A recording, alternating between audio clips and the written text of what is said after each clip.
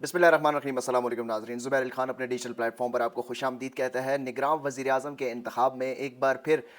जो साबिक़ वज़ीर-ए-आज़म नवाज़ शरीफ हैं उन्होंने हाथ खड़े कर दिए हैं और इस्टेब्लिशमेंट को यकीन दहानी करवाने के लिए उन्होंने एक बार फिर छोटे भाई को इस्तेमाल किया है। और हमेशा से जिस तरह वो बयानियाँ बनाते आ रहे हैं कि मैं जो हूँ मैं तो एंटी इस्टेब्लिशमेंट हूँ, शहबाज शरीफ जो हैं वो मफ़ाहमत कर लेते हैं, लेकिन असल में वो ख़ुद जो है वो एंटी इस्टेब्लिशमेंट सिर्फ इस हद तक हैं कि वो चाहते हैं कि जो ताकतवर हलके हैं उनकी हिमायत करें। यही सूरत हाल रही है और किस तरीके से ये सारी चीज़ें अनफोल्ड हो रही हैं, इसके ऊपर बात करेंगे। निगरान वज़ीर-ए-आज़म की तकर्री के पीछे क्या राज है और क्या नवाज़ शरीफ के जो अहम साथी हैं उन्होंने भी अब उनके खिलाफ जो है वो एक तरह से गवाही दे दी है। एक जिस तरह उन्होंने वोट को इज़्ज़त दो का बयानिया अपनाया, अब उन्होंने खुल के लिखा है और नवाज़ शरीफ को कहा है कि आप जो है वो जनरल बाजवा और परवेज़ मुशर्रफ के जो जुल्म थे वो भूल चुके हैं। हमें तो ये लगता था कि शायद आप सीख चुके हैं, लेकिन ऐसा नहीं हुआ। ये कौन से साथी हैं और क्या मज़ीद उन्होंने कहा है, इसके ऊपर बात करेंगे। सबसे पहले तो निगरान वज़ीर-ए-आज़म की जो तकर्री का मामला था, शहबाज शरीफ ने बड़े ओबीडिएंट स्टूडेंट की तरह और ओबीडिएंट कुलीग की तरह उन्होंने जो है वो निगरान वज़ीर-ए-आज़म का जो नाम इस्टेब्लिशमेंट की तरफ से आया था वाया राजा रियाज़, उन्होंने उसके ऊपर बिल्कुल चूँ चरा नहीं की और उसकी मंजूरी जो है वो दे दी है। हालाँकि वो पहले ये गुज़ारिश कर रहे थे कि मैं शायद 14 अगस्त तक रहूँगा और उसके बाद ये मामला जो है वो तय किया जाएगा, लेकिन अचानक जो है उनको ये तकर्री जो है वो करनी पड़ी है। इसके पीछे क्या मंतक क्या है, क्या राज़ क्या है? पाकिस्तान पीपल्स पार्टी ने भी अब एक वज़ाहत जारी की है और उन्होंने कहा जी हमें कोई एतराज़ नहीं है, हमारी तरफ कोई ना देखे। तो ये एक बड़ी इंटरेस्टिंग सिचुएशन है। शहबाज शरीफ ने भी आगे बढ़कर हाथ बढ़ाया है, 2 कदम आगे बढ़े हैं कि नहीं जी हमसे ज़्यादा आपका वफ़ादार कोई नहीं है, आप राजा रियाज़ को क्यों कहते हैं, मैं खुद हूँ, मैं खुद इसकी मंजूरी दूँगा। राजा रियाज़ से ज़्यादा वफ़ादार तो मैं हूँ। नवाज़ शरीफ भी इस वक्त तो वो ये कह रहे हैं कि मेरे जो मुकदमात हैं उसका किसी तरीके से ख़ात्मा किया जाए ताकि मैं पाकिस्तान वापस आऊँ और चौथी मरतबा वज़ीर-ए-आज़म बनूँ। इसलिए उन्होंने एक बार फिर इस्टेब्लिशमेंट के साथ एक सौदा किया है। वो सौदा क्या है? बुनियादी तौर पर जो अनवारुल हक काकड़ हैं उनका जो नाम आया है वो राजा रियाज़ ने पेश किया है और राजा रियाज़ की तरफ से किसने भेजा ये भी आप सबको पता है। और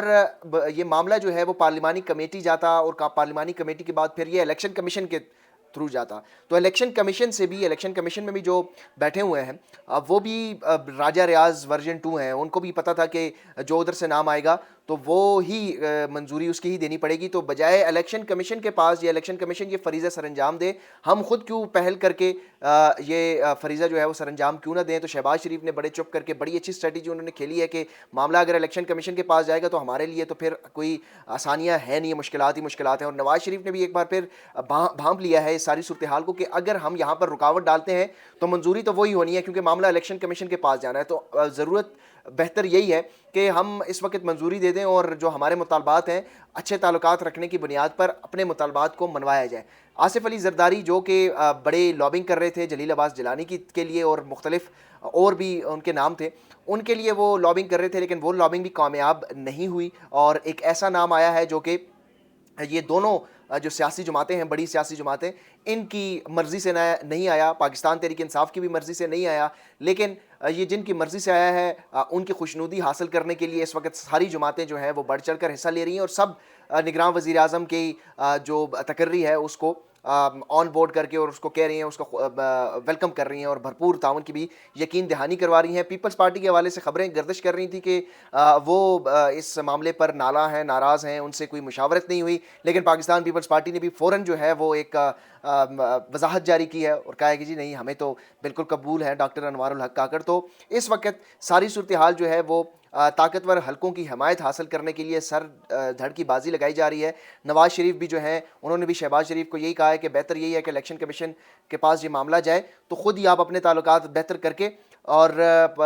ये मंजूरी दे दें ताकि आगे आने वाले दिनों में हमारे लिए आसानी हो। मरीम नवाज़ जो हैं वो खामोश हैं, अनवारुल हक काकड़ के ऊपर वो बात कर चुकी हैं, लेकिन इस सारी सूरत हाल में एक अक़दा ये खुला है कि जो इत्तेहादी हैं और जो एंटी इस्टेब्लिशमेंट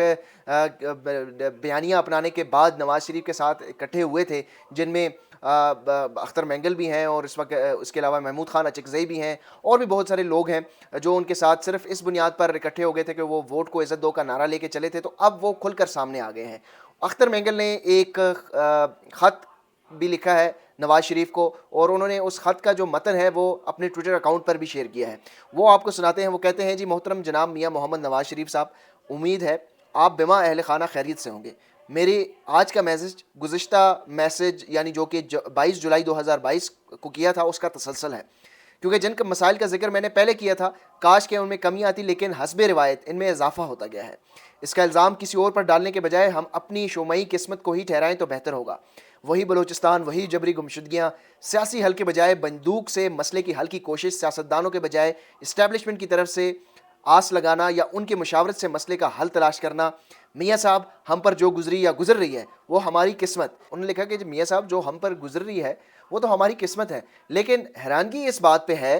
کہ جو آپ لوگوں پر گزر رہی ہے اس سے ابھی تک آپ نے سبق نہیں سیکھا۔ ہمیں جنرل ایوب سے لے کر جنرل مشرف کے مظالم اچھی طرح یاد ہیں، لیکن آپ کی جماعت مشرف اور باجوہ کی سازشوں اور غیر آئینی اقدامات کو اتنی جلدی فراموش کر کے ایک بار پھر رات کی تاریکیوں میں بغیر اتحادیوں کو اعتماد میں لیے قانون سازی کر کے جمہوری اداروں کو کمزور کر کے غیر جمہوری طاقتوں کو مزید طاقتور کر کے جمہوریت کے تابوت میں مزید کیلیں ٹھوکنے کے مترادف ہوگا۔ یعنی اختر مینگل اس وقت نواز شریف سے مخاطب ہیں اور وہ یہ کہہ رہے ہیں کہ آپ نے اس وقت پاکستان میں جمہوریت کا تختہ الٹ دیا ہے اور جو غیر جمہوری لوگ ہیں ان کی طاقت میں اضافہ کیا ہے۔ یہ بہت امپورٹنٹ پوائنٹ ہے، اور انہوں نے کہا کہ آپ نے پرویز مشرف اور جنرل باجوہ کی جو مظالم تھے جو آپ کی سیاسی جماعت کے ساتھ انہوں نے کیا وہ آپ نے فراموش کر دی۔ تو یہ ایک طرح سے جو ان کے ساتھی ہیں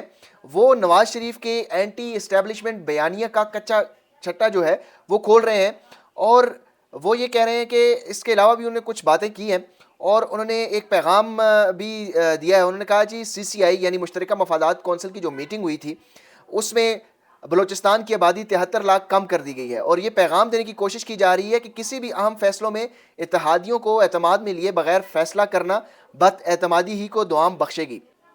انہوں نے نواز شریف کے جو اب لوگ کہتے ہیں کہ ان کا بہت تجربہ ہو گیا ہے، وہ سیکھ چکے ہیں، اس کے بارے میں انہوں نے لکھا کہ گزشتہ 2 دورے حکومت میں بھی یہ سب کچھ ہوتا رہا، اور ہم پچھلی بار کی طرح اس بار بھی یہ تصور اور خیال کر بیٹھے کہ شاید ان تلخ تجربات کے بعد آپ کی جماعت کو اب احساس ہو گیا ہوگا، لیکن آپ کی جماعت نے ہمیں پہلے بھی غلط ثابت کیا اور اب بھی۔ کاش کہ ہمیں مطالعہ پاکستان کی نصاب کی کتابوں میں گزشتہ 76 سالہ تاریخ پڑھائی جاتی تو شاید ہم تاریخ سے سبق حاصل کرتے، لیکن اب تو ہم اور آپ تاریخ کے سامنے صرف اور صرف جواب دہ ہیں اور جواب دے رہیں گے۔